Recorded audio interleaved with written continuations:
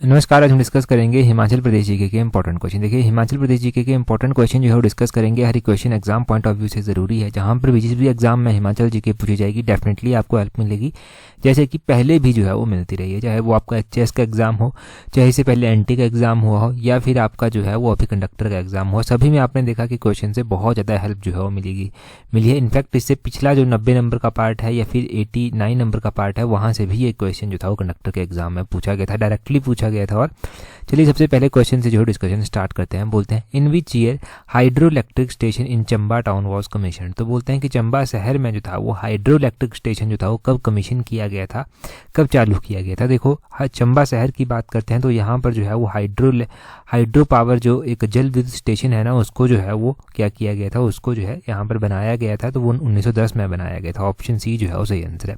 अब क्वेश्चन पूछने वाला ये भी पूछ सकता है कि उस टाइम चंबा के राजा जो था वो कौन थे। उस टाइम चंबा के राजा भूरी सिंह जो था वो हुआ करते थे। भूरी सिंह जो था वो चंबा के राजा थे।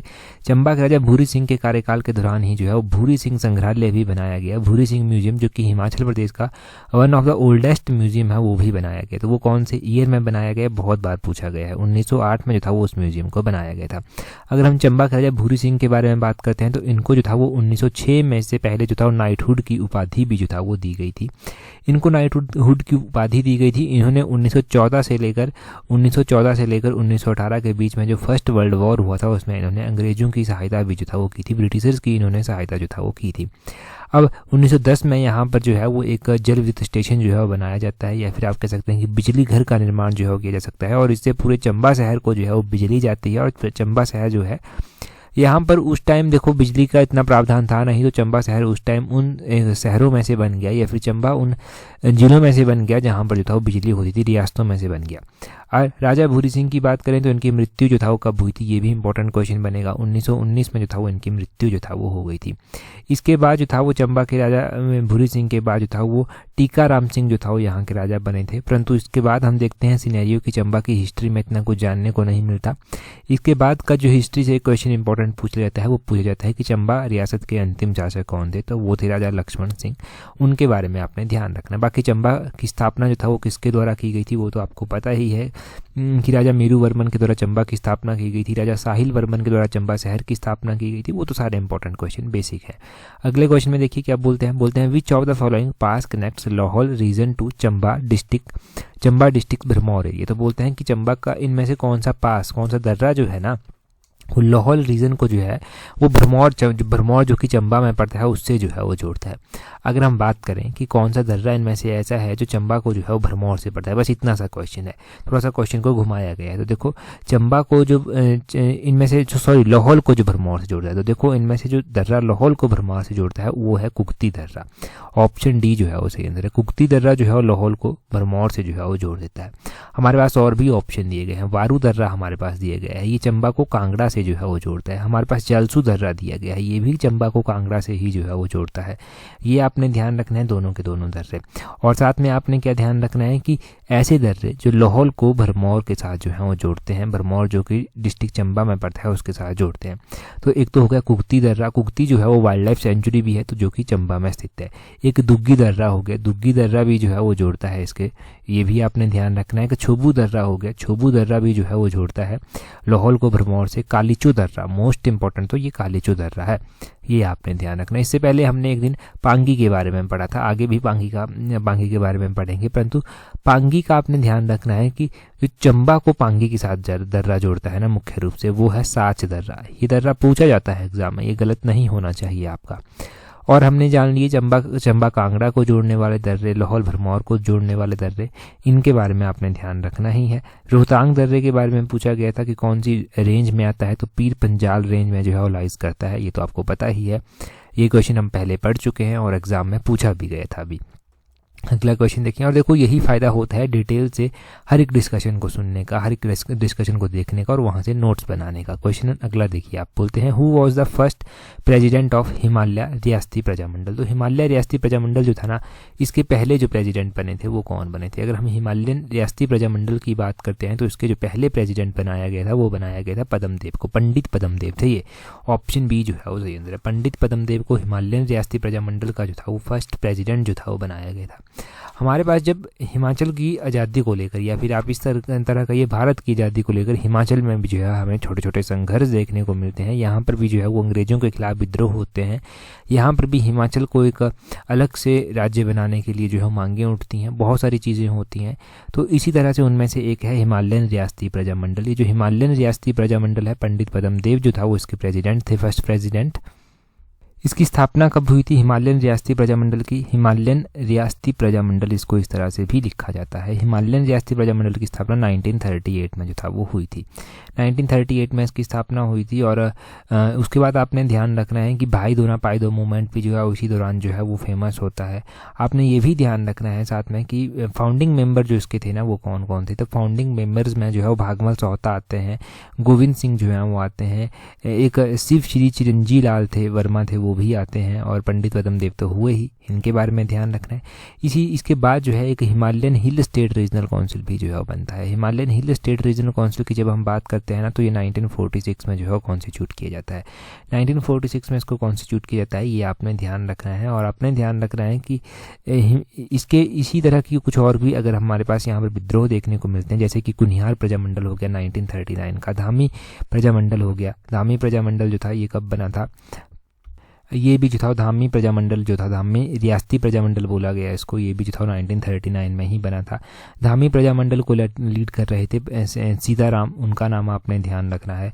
उसी दौरान हमें 1939 में ही सिरमौर प्रजामंडल देखने को मिलता है। तो ये प्रजामंडल भी जो है वो एक तरह से बनकर आते हैं। अभी देख रहे हैं HAS के एग्ज़ाम चले हुए हैं, तो HAS के मेंस के एग्ज़ाम में भी जो है वो क्वेश्चन बनेंगे इस तरह से, प्रजामंडल के ऊपर क्वेश्चन बनेंगे, रियासतों के ऊपर क्वेश्चन बनेंगे। तो वो थोड़ी थोड़ी नॉलेज आपको होनी चाहिए, आप मेंस दें ना दें, प्री के लिए तो होनी चाहिए। और खासकर नेगेटिव मार्किंग तो हम बहुत ज़्यादा नॉलेज होनी चाहिए। अगला क्वेश्चन देखिए, बोलते हैं which of the following tributaries of Sutlej river forms a boundary between Himachal Pradesh and Punjab. तो बोलते हैं कि सतलुज नदी की निम्नलिखित में से कौन सी सहायक नदी हिमाचल प्रदेश और पंजाब के बीच में सीमा बनाती है। आपको पता है कि हिमाचल प्रदेश पंजाब के साथ जो है बाउंड्री शेयर करता है। अगर हम बात करें कि कौन सी ऐसी नदी है जो कि सतलुज की सहायक नदी है और पंजाब और हिमाचल के बीच में जो है वो एक बॉर्डर के रूप में काम करती है, तो वो आ जाएगी सोन नदी। ऑप्शन सी जो है वो सही आंसर है, सोन नदी जो है वो सही आंसर हो जाएगा। सोन नदी जो है वो शिवालिक हिल्स से जो है वो निकलती है, और शिवालिक हिल्स से जब निकलती है तो 16 सिंगी रेंज से जो है ये निकलती है। Southern slope of Shivalik range, जिसको 16 सिंगी रेंज भी कहते हैं, वहाँ से ये निकलती है सोन नदी। और ये जो है वो पंजाब और हिमाचल प्रदेश के बीच में एक बाउंड्री के रूप में जो है काम करती है, बाउंड्री बनाती है। सतलुज के बारे में अगर आपको पता हो तो सतलुज का वैदिक नाम सतुद्री है। सतलुज जो है ये रखसताल झील से निकलती है। यहाँ पर रखसताल झील तिब्बत में है जहाँ से ये निकलती है। उसके बाद ये हिमाचल प्रदेश में एंटर कर जाती है, परंतु हिमाचल प्रदेश में जब ये एंटर करती है तो अलग अलग सहायक नदियाँ इसकी बनती हैं, जिनमें से मुख्य रूप से बसपा आ जाता है, स्पीति तो आता ही है, स्पीति तो मोस्ट इंपॉर्टेंट है। स्पीति के अलावा सोन हो गया, सोन के अलावा अली हो गया, अली के अलावा जो है नोगली भी इसकी एक सहायक नदी है, नोगली आपने ध्यान रखना है, नोगली हो गया। और किन्नौर में तो बहुत सारी हैं, यूला हो गया, वेंगर हो गया, रूपी हो गया, ये आपने ध्यान रखनी है, रोपा हो गया। ये वैलीज़ भी हैं और सतलुज की सहायक नदियाँ भी जो हैं वो आगे चलकर बनती हैं। हिमाचल प्रदेश में बहने वाली सबसे बड़ी नदी है सतलुज, ये भी पता है आपको। अब ये तो पता है, ये तो याद रह जाता है, परंतु आपको ये पता होना चाहिए कि इसका कैचमेंट एरिया कितना है, सतलुज कितने क्षेत्र में जल ग्रहण करती है। तो ये लगभग 20,000 स्क्वायर किलोमीटर एरिया में जो है वो कैचमेंट करती है, ये आपने ध्यान रखना है, 20,000। और आपने ध्यान रखना है कि सतलुज नदी हिमाचल प्रदेश में कितना किलोमीटर बहती है, तो ये 320 किलोमीटर जो है वो लगभग हिमाचल प्रदेश में बहती है। और सबसे बड़ी नदी है ये हिमाचल प्रदेश की इन टर्म ऑफ लेंथ। सबसे छोटी नदी है हमारी यमुना नदी, जो कि हिमाचल प्रदेश में सबसे कम जो है वो बहती है। 5 नदियाँ ही तो हिमाचल में बहती हैं, उन 5 के बारे में जानकारी है आपको। अगला क्वेश्चन देखें क्या बोलते हैं। अगला क्वेश्चन में बोलते हैं which among the following animal is found in pin valley national park. बोलते हैं इनमें से कौन सा जानवर जो है वो पिन वैली नेशनल पार्क में जो है वो पाया जाता है। ये जो पिन वैली नेशनल पार्क है ना, ये कहाँ पर पड़ता है? ये pin valley national park Lahaul Spiti में जो है वो पड़ता है, लाहौल स्पीति में पड़ता है। अब इनमें से कौन सा जानवर यहाँ पर पाया जाता है? तो रेड फॉक्स यहाँ पर पाया जाता है, पाइका यहाँ पर पाया जाता है, पीका करके, और स्नो कॉक भी यहाँ पर पाया जाता है। तो option D all of these जो है उसने सही आंसर हो जाएगा। यहाँ पर देखने को स्नो लेपर्ड मिल जाएंगे, ये भी वहाँ पर पाए जाते हैं। आपने क्या ध्यान रखना है? आपने ध्यान रखना है कि लाहौल स्पीति में ये पिन वैली नेशनल पार्क है और इसको नेशनल पार्क का दर्जा कब दिया गया था, 1987 में जो था वो दिया गया था। जिस तरह से हिमाचल प्रदेश में 5 नदियां हैं, उसी तरह हिमाचल प्रदेश में जो है हिमाचल प्रदेश में 5 नेशनल पार्क भी हैं, जिनमें से ग्रेटर हिमालयन नेशनल पार्क आ जाता है, जिसके बारे में पूछा जाता है कि कब इसको यूनेस्को की हेरिटेज लिस्ट में शामिल किया गया था। तो 2014 में इसको यूनेस्को की हेरिटेज लिस्ट में शामिल किया गया था। उसी तरह हमारे पास इंद्रकिला नेशनल पार्क आ जाता है, खीरगंगा नेशनल पार्क आ जाता है, सिंबलबरा नेशनल पार्क आ जाता है। तो वो नेशनल पार्क आपने ध्यान रखने हैं। हम थोड़ी देर पहले ही वाइल्ड लाइफ सेंचुरीज के बारे में पढ़ रहे थे, तो हमने क्या पढ़ा था, कुक्ती वाइल्ड लाइफ सेंचुरी चंबा में पड़ती है। उसी तरह वाइल्ड लाइफ सेंचुरीज भी हमारे पास बहुत सारी हैं। कलाटॉप वाइल्ड लाइफ सेंचुरी चंबा की है, गैम्यूल सी बेही वाइल्ड लाइफ सेंचुरी चंबा की है, टुंधा वाइल्ड लाइफ सेंचुरी चंबा की है। सबसे बड़ी वाइल्ड लाइफ सेंचुरी जो हिमाचल प्रदेश की है, गिब्बर वाइल्ड लाइफ सेंचुरी, वो भी है। सबसे छोटी वाइल्ड लाइफ सेंचुरी जो सोलन डिस्ट्रिक्ट में है, सिल्ली वाइल्ड लाइफ सेंचुरी, वो भी है। तो वो सारी वाइल्ड लाइफ सेंचुरी, सारी चीज़ें आपको याद होनी चाहिए। यहाँ पर कौन कौन से जानवर पाए जाते हैं वो भी ध्यान होना चाहिए। व्हाट्सएप ग्रुप पर मैंने क्या शेयर किया था आपके साथ, मैंने फोटो शेयर किया था आपके साथ। हिमाचल प्रदेश का जो स्टेट एनिमल है उसका हमने फोटो शेयर किया था। स्टेट एनिमल है स्नो लेपर्ड। स्नो लेपर्ड का नाम क्या है, साइंटिफिक नेम एक तरह से आप कह सकते हैं, तो इसका साइंटिफिक नेम है यूनसिया, UNCIA। ये आपने ध्यान रखना है, इस तरह से इसको लिखा जाता है। तो ये भी आपको पता होना चाहिए। हमने वहाँ पर हिमाचल का ट्री भी जो था वो डिस्कस किया था, जो स्टेट ट्री है देवदार, वो भी डिस्कस किया था। तो वहाँ पर भी अपडेट आपको देते रहते हैं। उसका लिंक भी नीचे डिस्क्रिप्शन बॉक्स में दिया गया है। क्वेश्चन देखिए आप अगला, बोलते हैं dairy development plant has been setup in Mandi with the help of which of the following. तो बोलते हैं कि मंडी में जो है वो डेयरी डेवलपमेंट प्लांट जो है वो स्थापित किया गया है, परंतु किसकी सहायता से आखिरकार ये स्थापित किया गया है। मंडी में जो डेयरी डेवलपमेंट प्लांट जो है वो स्थापित किया गया है, ये स्थापित किया गया है जर्मनी की सहायता से। जर्मनी कंट्री की सहायता से जो है वो स्थापित किया गया है। इंडो जर्मन प्रोग्राम चला था एक, इंडो जर्मन प्रोग्राम के तहत जो है ये स्थापित होता है। परंतु हमें मंडी के बारे में यहाँ से कुछ और भी क्वेश्चन जो है वो पता होने चाहिए, जो एग्जाम पॉइंट ऑफ व्यू से जो है वो ज़रूरी है। बहुत ज़्यादा हेल्प जो है वो इस तरह के क्वेश्चन एग्जाम में करते हैं। अब देखो ये इंडो जर्मन प्रोजेक्ट जो है ये चलाया गया, इसके तहत जो है वो मंडी में जो है वो एक डेयरी डेवलपमेंट प्लांट जो है वो स्थापित किया गया। तो पहला क्वेश्चन कि डेयरी डेवलपमेंट प्लांट मंडी में कहाँ पर स्थित है, मंडी के चक्कर में जो है ये स्थित है, मंडी के चक्कर में जो है वो स्थित है, ये आपने ध्यान रखना है। दूसरा क्वेश्चन आपने ध्यान रखना है कि मंडी में जो है वो सॉल्ट की माइंस आ जाती हैं, जो नमक है यहाँ पर वो उसकी माइंस आ जाती हैं। गुम्मा और द्रंग में जो है ये माइंस आ जाती हैं। हम जल विद्युत परियोजना के बारे में पढ़ रहे थे कि चंबा में 1910 में जो है वो बिजली आ जाती है, परंतु अगर हम बात करते हैं ना कि मंडी जिले में पहली जल विद्युत परियोजना जो है वो कौन सी थी, तो हिमाचल प्रदेश में मंडी जिले की पहली जल विद्युत परियोजना जो था वो थी जिसका जोगिंद्रनगर में बनी थी और 1926 में जो था वो स्थापित की गई थी। इसका पहला चरण जो था वो बनकर स्थापित हो गया था। 1926 में कंस्ट्रक्शन स्टार्ट होती है, 1933 में जो है वो ये बन जाता है। कर्नल थे एक जिनका नाम था कर्नल BC बेटी, इनके द्वारा जो है ये शुरुआत की जाती है और इस परियोजना को फिर बाद में चलकर सानन परियोजना का नाम जो है वो मिलता है। तो कहा जाता है कि जो रेलवे ट्रैक बिछा हुआ है पठानकोट से जोगिंद्रनगर का, वो इसीलिए बिछा था ताकि इस प्रोजेक्ट में जितने भी इंस्ट्रूमेंट चाहिए, जितने भी मशीनरीज चाहिए, उनको ईजिली जो है वो क्या किया जाए, वहाँ तक पहुँचाया जा सके। तो लॉजिस्टिक की एक अच्छी सुविधा हो सके, इसलिए जो है वो ट्रैक भी बना था। तो जोगिंद्रनगर रेलवे लाइन कब बनी थी वो आपने ध्यान रखना है कि जोगिंद्रनगर और पठानकोट की जो रेलवे लाइन है कितनी किलोमीटर है, कब बनी थी, कब कंस्ट्रक्शन स्टार्ट हुई थी। तो ये रेलवे लाइन जो है 1926 में जो है उसको बनाना स्टार्ट हो जाता है और ट्रैफिक के लिए इसको 1929 में जो है वो खोल दिया जाता है। 113 किलोमीटर लंबी लाइन जो है ये है, 113 किलोमीटर लगभग ये लंबी लाइन है, ये आपने ध्यान रखना है। और पठानकोट जोगिंद्रनगर ये लाइन है, ये ध्यान रखें। हमारी कालका शिमला रेलवे लाइन का तो आपको पता ही है ना कि 96.54 है, इसलिए ये इंपॉर्टेंट हो जाती है। कालका शिमला सबके मन में हमेशा रहती है क्योंकि ये यूनेस्को की लिस्ट में शामिल की गई है और यूनेस्को की लिस्ट में इसको 2008 में जो था वो शामिल किया गया था। तो वो भी चीज़ें आपको पता होनी चाहिए कि कब इसको शामिल किया गया था, कब ये बनी थी, कितने किलोमीटर लंबी है, ये सारी बातें यहाँ से। अगला क्वेश्चन देखते हैं जी हमारे पास क्या दिया गया है। अगले क्वेश्चन में पूछा गया है most important question, in which year Maheshi Devi was awarded with national award for craftsman. तो बोलते हैं कि महेशी देवी को किस वर्ष शिल्पकार के लिए जो था वो राष्ट्रीय पुरस्कार से सम्मानित किया गया था। महेशी देवी जो था वो इन्होंने एम्ब्रॉयडरी में चंबा रुमाल के ऊपर बहुत सारा काम किया, तो इसलिए जो था वो इनको अवार्ड मिलता है नेशनल अवार्ड फॉर क्राफ्ट्समैन का, और ये अवार्ड इनको 1965 में जो है वो मिलता है। चंबा रुमाल के लिए अभी भी पद्मश्री अवार्ड ललिता वकील के बारे में हमने पढ़ा था। चंबा रुमाल के अलावा चंबा पेंटिंग भी जो है वो बहुत फेमस है। तो चंबा रुमाल, चंबा पेंटिंग, ये दोनों ही आपने ध्यान रखनी है। चंबा पेंटिंग के साथ जो इम्पोर्टेंट लोग जुड़े हुए हैं, जो इम्पोर्टेंट पेंटर हैं ना, उनके नाम ध्यान रखने हैं। जो पहले के टाइम के पेंटर हैं जिनमें जो है वो मंगू आ जाता है, बनवारी आ जाता है, मुकुंद आ जाता है, वो सारे इम्पोर्टेंट पेंटर हैं। साथ में आपने ध्यान रखना है कि महेशी देवी को जो था वो 1965 में जो था वो national award for master craftsman के लिए जो था ये चुने गए थे। और आप साथ में ये भी ध्यान रखें कि चंबा रुमाल के ऊपर इन्होंने बहुत सारा काम जो है वो किया है।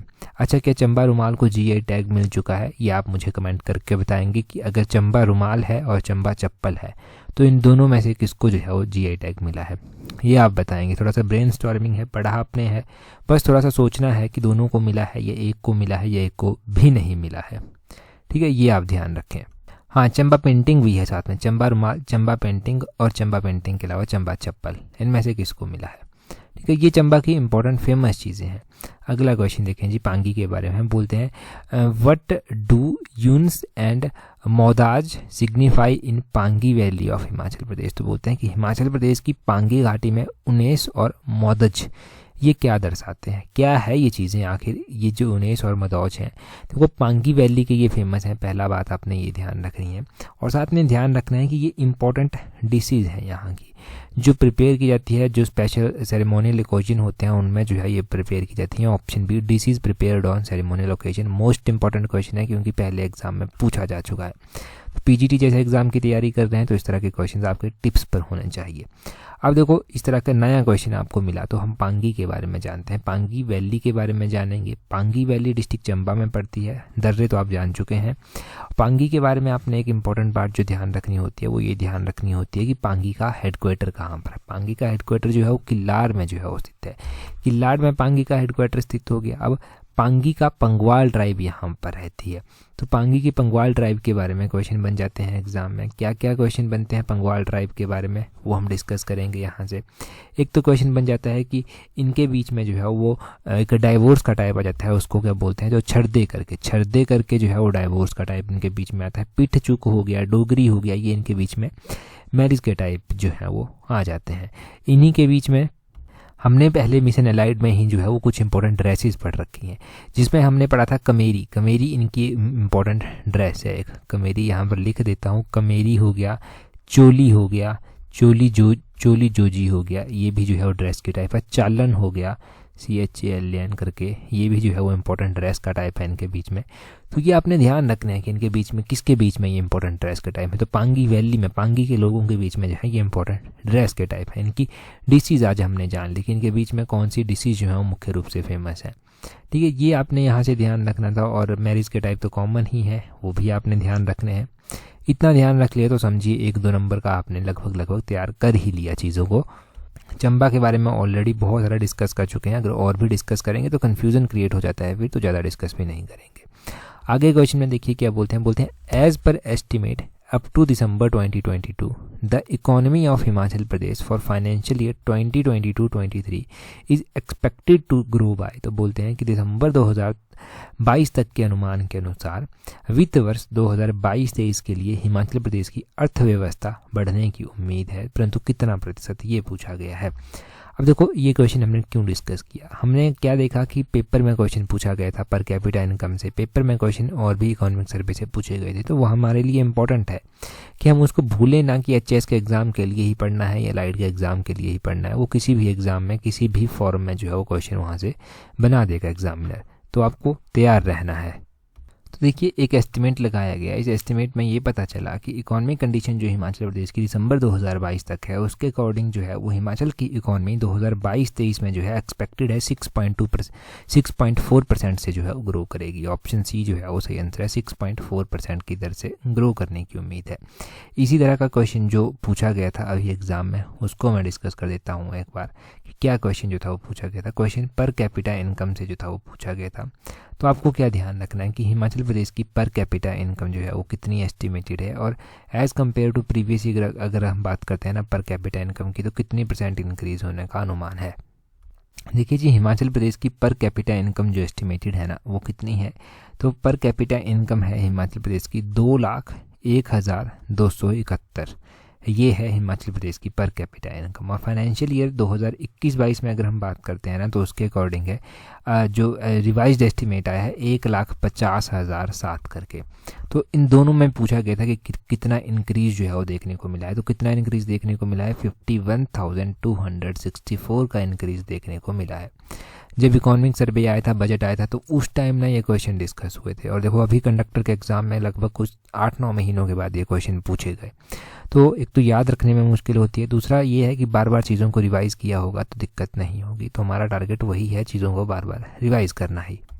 देखो जिन्होंने ना स्टार्टिंग से ना मिशन एलाइड को जो है वो फॉलो किया है, या फिर आप यूं कहिए कि जो स्टार्टिंग से जो है वो वीडियोस देख रहे हैं ना, उनको HPGK में ज़्यादा दिक्कत आती नहीं होगी अब तक। चलिए जी, क्वेश्चन तो सॉल्व हो गया। अगला क्वेश्चन देखते हैं। पर कैपिटा इनकम का हो गया, एक हमने ग्रोथ रेट के बारे में पढ़ लिया, वही काफ़ी है। अगला क्वेश्चन देखते हैं। ये तो सदाबहार क्वेश्चन है। रिस्पेक्टिव ईयर्स में जो है ये क्वेश्चन एलाइड के एग्ज़ाम में पूछा गया था। ये क्वेश्चन जो था वो HS के एग्ज़ाम में भी पूछा गया है, ठीक है। और आने वाले एग्जाम्स में भी ये क्वेश्चन अलग अलग रूप में पूछा जाएगा। कहीं पर बस टर्म चेंज होगी, ईयर चेंज होगा। क्वेश्चन देखें जी, बोलते हैं what was the plan outlay for rural development in Himachal Pradesh during the financial year 2022-23। तो बोलते हैं कि फाइनेंशियल ईयर 2022-23 की बात कर रहे हैं कि 2022-23 में ग्रामीण विकास की योजना पर कितना परिव्यय जो है वो किया जाएगा। तो कितना एस्टिमेटेड है ये कि कितना परिव्यय जो है वो किया जाएगा, वो आपसे यहाँ पर पूछा गया है। तो आपको पता होना चाहिए कि ये जो है वो एस्टिमेटेड है कितना, 267.14 करोड़। ऑप्शन ए जो है वो सही आंसर है। 267.14 करोड़ जो है ये रूरल डेवलपमेंट के ऊपर एस्टिमेटेड है कि इतना जो है वो यहाँ पर व्यय किया जाना है।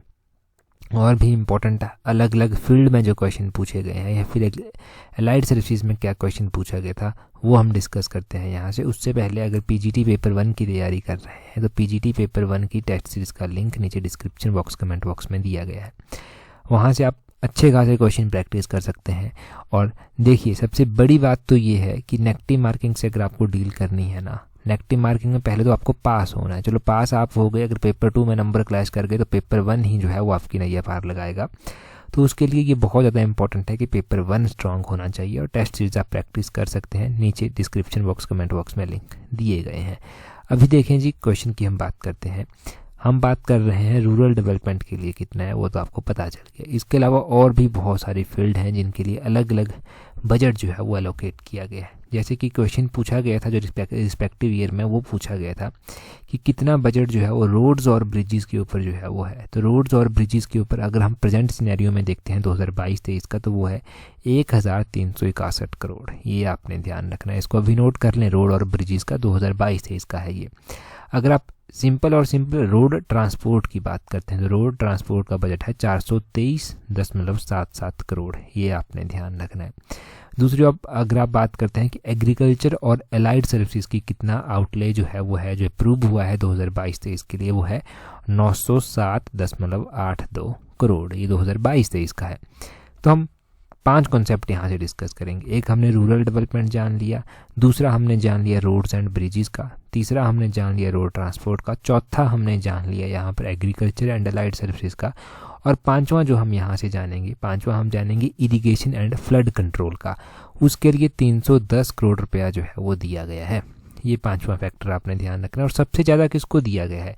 सबसे ज़्यादा दिया गया है सोशल सर्विसेज को। ये HS के एग्जाम में पूछा गया था। सोशल सर्विसेज को कितना जो है वो आउटले रहा है, ये रहा है 3451.90 करोड़। ये सोशल सर्विसेज का आउटले है, इसके लिए सबसे ज़्यादा रहा है।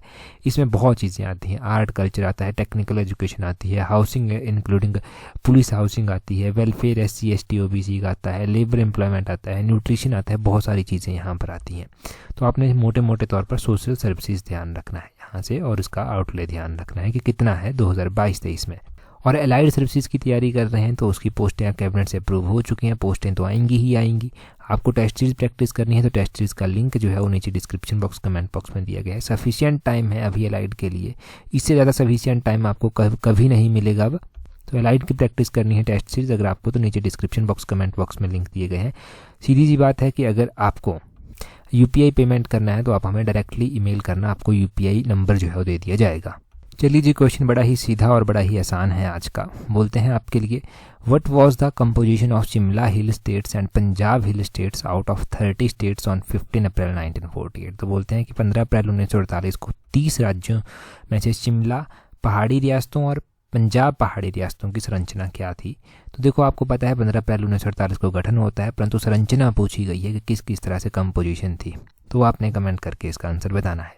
टेलीग्राम पर पीडीएफ मिल जाएगी लास्ट एडिशन की और इस बार की एडिशन की। टेलीग्राम पर ज्वाइन करने के लिए टेलीग्राम से @allexam31 इस तरह से सर्च करना, टेलीग्राम चैनल जो है वो आपको मिल जाएगा। टेलीग्राम पर ज़रूर ज्वाइन कर लें अगर अभी तक नहीं किया है। That's all for today. Thank you very much for watching and listening it very patiently.